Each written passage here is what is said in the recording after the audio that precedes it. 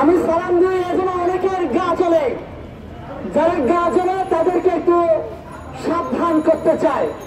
আপনারা ভাই ভালো হয়ে যান। আমার বক্তব্য এটা ছিল না।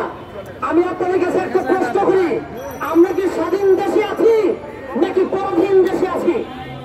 আমরা বিগত 15 বছর ধরে এই প্রেস ক্লাবে এই জায়গায় দাঁড়িয়ে ফ্যাসিস্ট হাসিনার বিরুদ্ধে কথা বলে আসছি, কিন্তু এই 2024-এও আমরা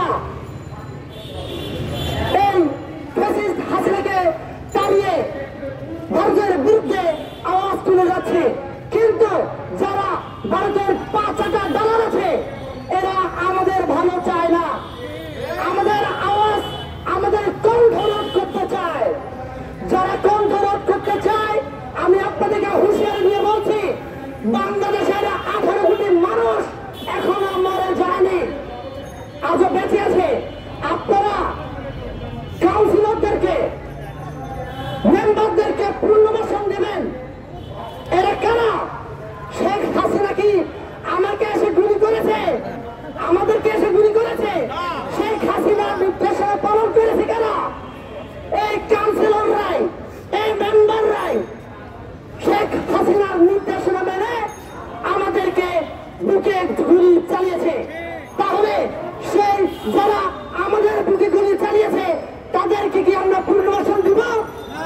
আমরা তাদের পুনর্বাসন চাই না। যারা পুনর্বাসনের চেষ্টা করছে তারাও আওয়ামী লীগের দোসর, তারাও আপনার ভারতের দোসর, আমের দোসর, RSS এর দোসর। আপনারা সকলে জানেন হিন্দুদেরকে নিয়ে একটা খেলা খেলার চেষ্টা করেছে, কিন্তু খেলতে পারেনি। এখন মুসলমান দাঙ্গা লাগিয়ে নতুন একটা খেলা খেলার চেষ্টা করছে। আপনারা কি বুঝতে পারছেন? বুঝতে না পারলে বুঝেন, বুঝার চেষ্টা করেন। আপনাদেরকে আহ্বান করতে চাই, আপনাদেরকে পা ধরে মাপ চাইতে চাই আমি, ভাই ফাঁদে পা দিয়েন না। ফাঁদে পা দিলে আপনাকে ব্যবহার করবে, ব্যবহৃত হবেন না।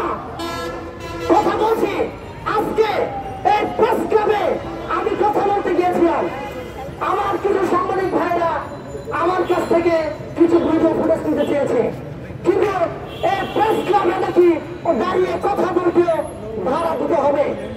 বিগত 15 বছর তো কারো কাছ থেকে ভাড়া চাইনি, তাহলে এই 2024-এর সরকারে কি টাকার এতই অভাব পড়েছে প্রেস ক্লাবের গাছের তলায় দাঁড়িয়ে কথা বলতে আমার ভাড়া দেওয়া লাগবে?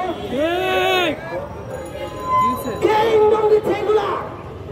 আমরা জানি শেখ হাসিনাকে যে মাটা কিন্তু যারা 15 বছর মা দেখেছিল, ভারতকে যারা আপন মনে করেছিল, ওরাই এই কাজগুলো করছে। সাবধান করছে, ভালো হয়ে যান, না হলে ন্যাংটা করে আপনাদেরকে বাংলার জনগণ বাংলার মাটি থেকে উৎখাত করে ভারতে আপনাদের বাড়িতে পাঠিয়ে দেবে। সবাইকে ধন্যবাদ।